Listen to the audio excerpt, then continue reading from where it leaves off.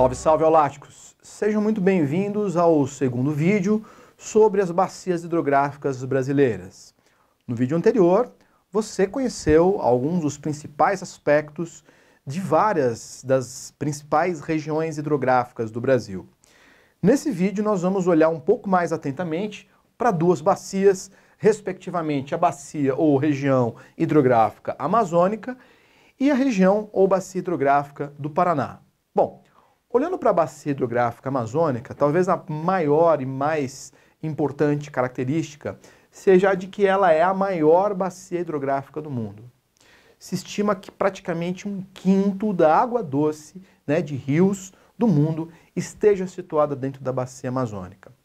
Quero que vocês observem que, uma vez que uma bacia ela é determinada pelo relevo, de uma certa região, vamos lembrar que os principais limitadores dessa bacia são, ao norte, o Planalto das Guianas, ao sul, o Planalto Central brasileiro, Vamos lembrar, inclusive, que essa região do interior do Brasil é como se fosse uma espécie de caixa d'água do país, uma região mais elevada, a partir de onde vertem importantes rios, e a oeste, a Cordilheira dos Andes.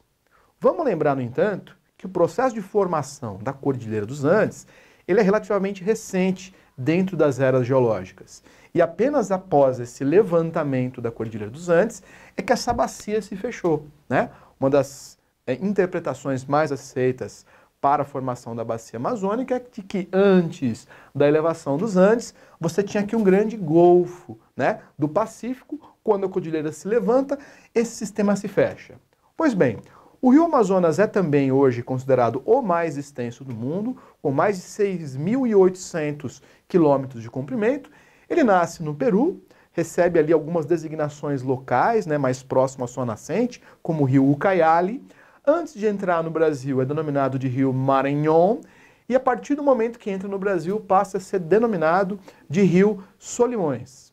Quando ele encontra com o Rio Negro, é dessa confluência que nasce o rio Amazonas. Vale a gente recordar que o rio Amazonas é um rio que é um rio praticamente plano, é um rio que, entre o momento que entra no Brasil e que sai, ele não chega a ter 100 metros de desnível. E isso, obviamente, facilita muito a navegação dentro do rio Amazonas. É também um rio muito largo, Nas épocas de cheia, entre uma margem e outra do Amazonas, chega-se a ter mais de 50 quilômetros de largura. Você consegue imaginar isso?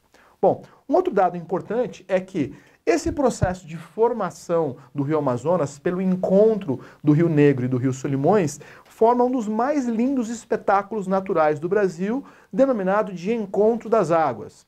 Nesse caso, o encontro das águas se refere ao fato de que, quando os rios Negro e Solimões se encontram, suas águas não se misturam imediatamente.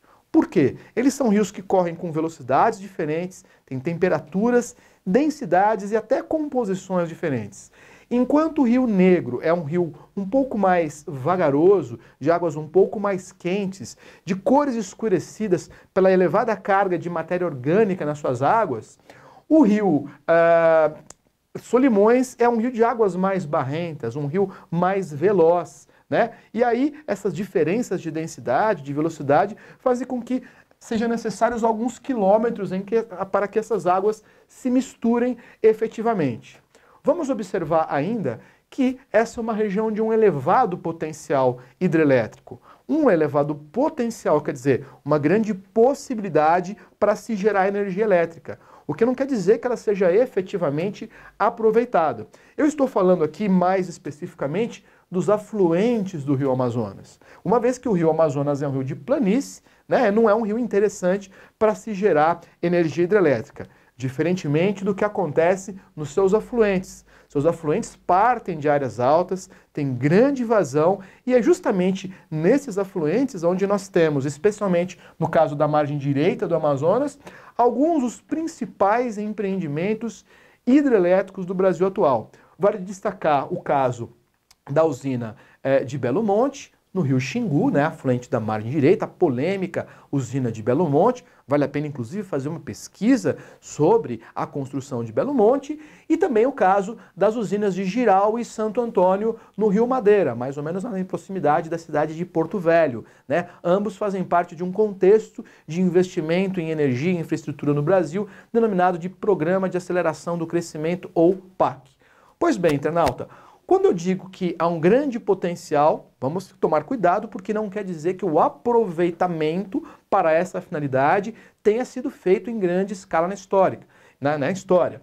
Ou seja, o aproveitamento para essa finalidade ele é mais recente, né? Uma vez que a própria tecnologia de transmissão de energia dessa que é uma região pouco populosa, pouco povoada, e que teria como finalidade produzir energia para transportar para as regiões mais populosas. E essa tecnologia de transmissão ela veio melhorando apenas recentemente na história do Brasil. Então a ideia hoje é se gerar energia aqui para se transportar para cá.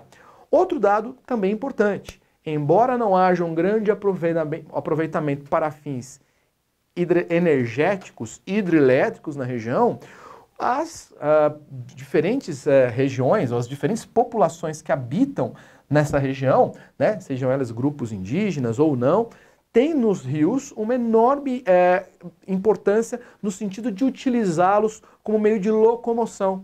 Então, boa parte das populações da região amazônica são efetivamente populações ribeirinhas, que se concentram nas margens desses rios.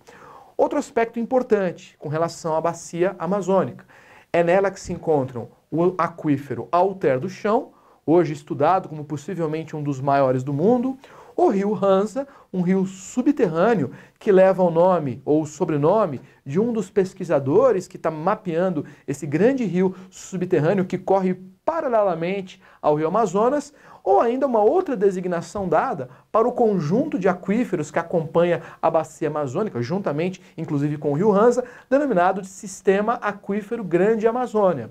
Estudos mais recentes tentam apontar e mapear a dimensão efetiva disso. Vale a pena também fazer uma pesquisa. E aqui na região, vamos lembrar da importância, inclusive, de alguns rios, como é o caso do rio Madeira, do próprio rio Amazonas, como hidrovias para o escoamento, seja da produção agrícola, seja da produção mineral da região, né? Boa parte, por exemplo, da produção de soja aqui da região centro-oeste escoa para o rio Amazonas e para o Oceano Atlântico por meio do rio Madeira. Então, dentre as várias características da bacia amazônica, acredito que essas sejam as mais importantes. Bom, olhamos agora para a bacia do Paraná, que, como no vídeo anterior você viu, é uma subbacia da Bacia do Prata, né? Juntamente com o rio Uruguai e com o rio Paraguai, o rio Paraná, né, eles formam a chamada Bacia Platina ou Bacia do Prata. Essa é a bacia em que está a maior parte, né, ou a mais populosa região brasileira, a região sudeste. Vamos recordar que, por conta disso, há na bacia do Paraná um enorme aproveitamento, seja ele para irrigação, seja ele para deslocamento, para transporte, né? Diferentemente da bacia amazônica, que é uma bacia, ou da região do Rio Amazonas, que é uma região de planície, o Rio Paraná ele atravessa Planalto, esse deslocamento acaba exigindo muitas vezes a construção de eclusas, né, para transpor o relevo. Ainda assim, há um grande aproveitamento para essa finalidade. Como também nós temos dentro dessa bacia o maior potencial hidráulico energético instalado no Brasil. Vamos recordar o caso, por exemplo, da usina de Itaipu, que está dentro da bacia do Rio Paraná. Vamos lembrar que a usina de Itaipu é uma usina binacional, né, construída em parceria entre o Brasil e o Paraguai, e ambos têm direito e usam essa energia. Vale a pena também fazer uma pesquisazinha um pouco mais aprofundada sobre o caso da usina binacional de Itaipu. Outro dado importante é que da conexão entre o rio Tietê, que é um dos principais afluentes do rio Paraná, com o próprio rio Paraná, nós temos a chamada hidrovia do Tietê-Paraná, que, como eu disse anteriormente, precisou de uma série de obras para que ela pudesse interligar essa região devido às dificuldades, especialmente do relevo planáltico. Vale a pena ainda também recordar que nessa bacia nós temos um enorme aproveitamento para a irrigação, nós temos aqui uma das principais regiões irrigadas do país, e é aqui dentro da bacia do Paraná que se encontra também o aquífero Guarani, o maior aquífero até agora totalmente mapeado, né, o mapeado em sua maioria, né, do mundo, um aquífero transfronteiriço, o maior aquífero transfronteiriço do mundo. É uma região estratégica, né? Se a gente para pensar do ponto de vista da produção econômica, o aquífero ele se torna bastante estratégico também para a produção e para a população que se abastece dele. Então você tem aqui algumas das principais características da bacia amazônica, da bacia do Paraná, bacias que têm uma regularidade muito grande de serem cobradas nos exames. Vale muito a pena fazer os exercícios, olhar para o mapa, ver a distribuição dos rios que compõem essa bacia. Só para mencionar aqui que não havia mencionado, tá? O rio Paraná nasce da confluência do Rio Grande, né? Que é a divisa aí, mais ou menos natural entre o norte de São Paulo e o Triângulo Mineiro, e o rio Paranaíba. Então desse encontro nasce aqui o rio Paraná. O rio Tietê é um dos seus principais afluentes, assim como é o caso também do rio Paranapanema. E aí, olhando sempre para o mapa, é importante você ficar atento a quais é que são esses elementos que compõem essas bacias, os rios e os usos que são feitos delas. Tá certo? Um grande abraço e é isso aí.